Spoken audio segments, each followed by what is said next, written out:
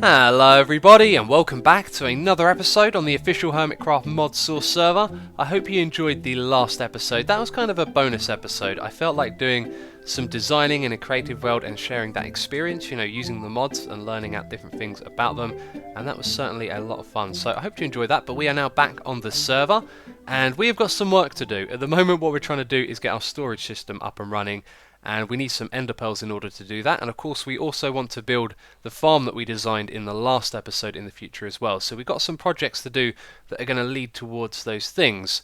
And also over here on the mob head wall I have a cave spider head. That's because we have a cave spider spawner over there on the hill, which is convenient because one of the things I want to do this episode is expand our mob farms over there.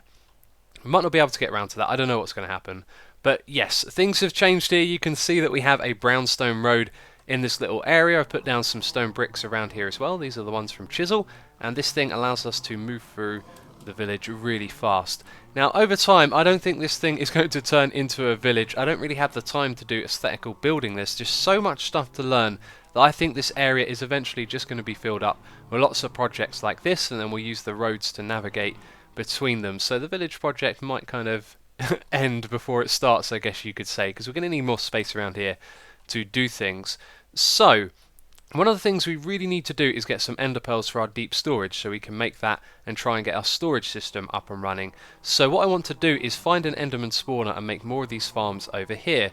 Now I mentioned the cave spider spawner. That is going to be useful because we want to farm string and items like that. Spider eyes would be another one. And then we've also got some skeleton spawners and zombie spawners as well. So cave spiders, skeletons, zombies and endermen. We could build another 4 of these.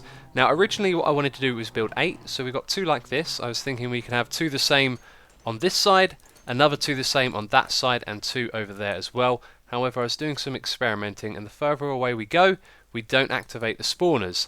So in order to activate all of them we have to stand in the middle, which means we're only going to be able to have 6 of these over here. And maybe with a little bit of hindsight I could have designed these better, but that's how we're going to do it. So we're going to have 1 on that side over there, 1 on that side over there, and then another 2 parallel in front of us. So I'm going to have to do a lot of digging to do all of that, but first of all I'd like to go and do some exploring and see if I can find an enderman spawner. Now I haven't seen one, well actually I think I did, but Biffa got that one when we were exploring the rogue cave over in that direction, and I think I've explored most of that. So I'm going to have to do some exploring around the place and see if I can find one, and then we'll go down there and try and get ourselves a enderman spawner. And there was one other thing that I forgot to mention. I also have these glowstone nooks. Now you've seen the blocks we made before where we took the saw and we cut them down to make some covers. Well, you can do that with glowstone, and you can cut them all the way down to this size here, which is a nook, and it is absolutely tiny and it still emits light as well. So I put these down around the place and removed some of the torches. You can see where they are. And I don't think they actually look particularly nice, but they are a very convenient way of placing down lighting. So just put a few of those around and remove some of the torches. And I kind of like it. When you look around you don't really see it at first, but as soon as you look out for them they become quite obvious. So I might not keep that, but that is another little thing I've been playing around with. I have successfully found another roguelike dungeon. Didn't have to travel too far at all, which is good, but this one has already been explored. Well, not all of it, but it doesn't feel like it's been raided for its spawners, so I'm going to explore this one and hopefully we'll find an enderman spawner. But I have just found what could possibly be the rarest item in the entire game. Can you guess what it is? Probably not. It's inside this chest right here. What is it? It is this book. It has no enchantment on it. It's an enchanted book with no enchantment. That is absolutely awesome. Obviously a glitch. Probably very difficult to get one of those if it's not a frequent glitch. Yes, I'm going to take that, and an unbreaking free book as well, which is cool. But that is awesome. Anyway, I'm going to continue exploring this place. Hopefully we will find ourselves an enderman spawner. So I died. I am still underprepared for these dungeons. Full symmetry and Biffa have been absolute saints, and that looks like all of my items right there. That's not good. I better pick these up quick. And there we go. I've got all of my items back. That was really unfortunate. These dungeons are really tough. I thought with my enchanted my enchanted gear would be okay, but I died somewhere under here, right in the corner of this little room, and you can see we've been digging around because we couldn't find the gravestone, and the gravestone actually went all the way over here, and it was really worrying because I got all of my good gear on here, and I think maybe what we'll have in the future is some gear for going around dungeons just in case I die again. But I think I'm going to have to be super cautious now. I've gone down a level and things have gotten really tough. There's a constant stream of zombies trying to find their way towards me. So, as I said, I've got to be super cautious now. Oh my days, look, this hat. This bat has a hat. The bat with the hat. Oh my god. That looks so funny. What hat is that as well? If we kill it, we can take that. Oh, don't go down there. There we go, we got it. Turtle hideout. Let's try that one on. Oh man, I'm getting distracted by hats again. Ha! That one's pretty cool. Let's go into F5 there. Pretty awesome. So I died again. I found a creeper spawner.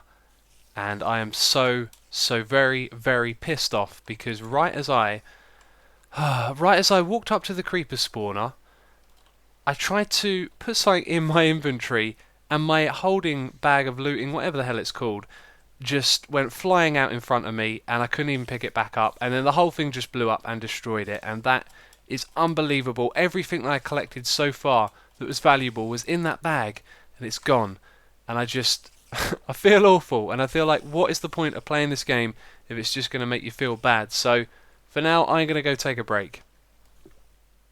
I decided that I am not going to give up that easy. And you know how these were blinking? Well, you saw it there. They stopped blinking for a moment. That was strange. Look, when they go slightly out of view, they stop blinking. Anyway, I'm getting distracted. We have to correct the mistakes that I have been making here. I've decided to take an ender chest with me. Now, I've got a silk touch pick, but I think you can use any type of pick on this, so I can just place it down and put all the valuable items into it. But as well as that, I've also put a transfer node over here to take them out and put them into this iron chest, so those items will be safe. And the next time we die, we won't lose all of our stuff. And I really did lose a lot of stuff in that golden bag of holding, but I don't think it was quite as bad as I initially thought. I had loads of my diamond dollies in there, and we got plenty of diamonds now, so I can always make more of those. In fact, I need to craft a few before I head off, and I want to look for a new dungeon. But one of the other things we could correct is the diamond armor here, and I've been told that this amethyst chestplate, or the armor in general, is a lot stronger and more durable. You can see there it's got 640, so yeah, it's definitely more durable, and you get this stuff from a place called the Promised Land. And that sounds very interesting. It's another dimension, and I reckon soon we'll have to go there and check that out and try and get ourselves some of this amethyst, because that's the only place to get it from, is what I have been reading. Anyway, I'm going to go and search for another dungeon, and hopefully this time I won't die as much, and we'll be able to get ourselves an enderman spawner. So I was curious, I came back over here to where the quarry was, and look at that, we actually have some from the mining world, so it must put the ores for that in this world. We've got 29 of this, so we can craft not only some armor, but some other interesting looking items here as well. Although I'm just going to craft the armor for now and enchant it as well. And hopefully that'll make us a lot stronger when we're down there in the dungeons. Hopefully 29 is enough for a full set of armor. I think it's something around there, isn't it? There we go. So it was 24 in total. We got 5 left over. I'm going to go and enchant this stuff, and hopefully it will make the difference. So, do you remember this thing, the advanced enchanting table? Well, I kind of do. I don't remember this being quite the same as it was before. The interface is certainly familiar, but I think just a few things have been tweaked here, really. But this is certainly going to be coming in useful here, because we didn't get the best of enchantments. I mean, blast and fire. We've got protection 4 and thorns on that one, and I might lower the thorns on this one because they do damage to the durability of the item. But this is seriously awesome. We can add like feather falling to this, and it's a good thing that I've been farming all of those ore berries. And how much does that cost? That said 9 a moment ago, I'm sure of it. Maybe it costs 15. Let's click that. Maybe I'm not allowed to put that on. Okay, that was working a moment ago. There we go. Cost 5 it now says. I'm doing this wrong, aren't I? Okay, it worked that time. Okay, we went down to 25. I don't know what went on there. But another thing is, I enchanted all of these at level 30. And what I could have done, which we haven't done for the sword, is just put it in there straight away and then see how much it will cost to do all of this. So it highlights the ones that you can't have that will mess with each other. So we can put sharpness on that thing for 34 levels. It might actually be better at rolling the dice and giving it a go that way with a regular enchanting table. But look at this. We can add on breaking, we can add stole stealer and flim flam. I don't know what those do. I think I'm going to just go with a level 30 enchant and see what we get. Oh, Bane of Arthropods 4, the worst thing we could have possibly have gotten. And do you know what, when I was looking at the enchantments for these ones, they seem to be fairly cheap compared to the sword, and I'm wondering if it's already enchanted, that will change anything at all. Probably not though. Let's see what sharpness is going to cost us. Why is it not there on the list? I think we have to get rid of Bane of Arthropods first. That might give us 15 levels. Let's see what happens. Oh, look at that. If you remove enchantments, it gives you 15 levels. Just by clicking that button. Now, I'm thinking, I find plenty of items when I go out exploring that have enchantments on them, but I doubt it would add up overall. Anyway, that is going to cost us 34 levels. That is certainly expensive. Do you remember our fish trap farm over here? Well, I have hardly touched this thing in a while, so it's going to be full up with all sorts of items. And what would you know, books with enchantments, Feather Falling 4. Obviously, these things aren't so great now with that enchantment table. All we really need is a good source of XP. And now that we've learnt to collect that with vacuum hoppers, that might become something. But look at this, we could possibly remove all of the enchantments from these and the bows as well and get XP for it. Now, I was just thinking that those levels look pretty consistent when you remove them in the table, and so even if you've already got a high XP level, you might be able to remove them and get more, if that makes sense, because the higher up you are, the more each of the levels cost. That makes sense. Anyway, let's go back over there and find out. Oh, I think I found a bug here. Look, the cost is -153. Oh, I didn't do that right at all. Let's click the enchant button. Oh, no way! I've got 187 levels. We have found a bug. I'm going to exploit this because I feel that my death was unjust. Oh, look at that. This is going to be ridiculous. Okay, someone's got to report that to the mod author right there. I now have 596 levels. By the way, this doesn't seem to work on books. I played around with this a bit and it just stays at 0. It didn't seem to go up either when I tried to move some of these other levels. But if you have a look here, they seem to be pretty stubborn with the choices they give you. Anyway, we found... Oh, look at that. That's weird. If I use the mouse wheel, it goes like that. Can I actually do that and just click enchant and get that for free? Well, I can. Okay, so we found some bugs with this. We can make some free enchantments and we can also get some ridiculous XP levels with the bows. So it looks like it's the bows that are bugged out. This is going to cost me 294 levels to upgrade that. There's also bow drawback, which obviously means the drawback speed will be quicker, and bow luck as well. But I think I've done enough with the exploiting here. I'm just going to put infinity on this one. I'm going to take off the flame and the punch and put that back down to power 4. And also, oh, let's scroll back down. No, it doesn't want to do that. There we go. We're going to see how much the drawback costs. There we go. I'm going to get that because I could obviously afford that with my my ore berries. Aha, and it won't work. Sometimes it does this. It's really strange. You have to do a lower one first. So let's go back, remove infinity. Oh, and then that's all there is. Let's try the drawback. And it's going to let me have that. It's probably not going to let me have infinity. Anyway, let's go and see how much of a difference that made, because it's only one level. So I don't know what exactly... Oh, is that like... Oh, wow. Oh, that's powerful. Imagine that with infinity attached to it. That's an insane enchantment. Well, I gotta say, I'm really glad I decided to sort of buck my ideas up, come back on here and see what we can do to make our adventuring better, because that is going to be extremely powerful. If I can put infinity on that thing, then we are absolutely set. Let's go down here and see if it will let us.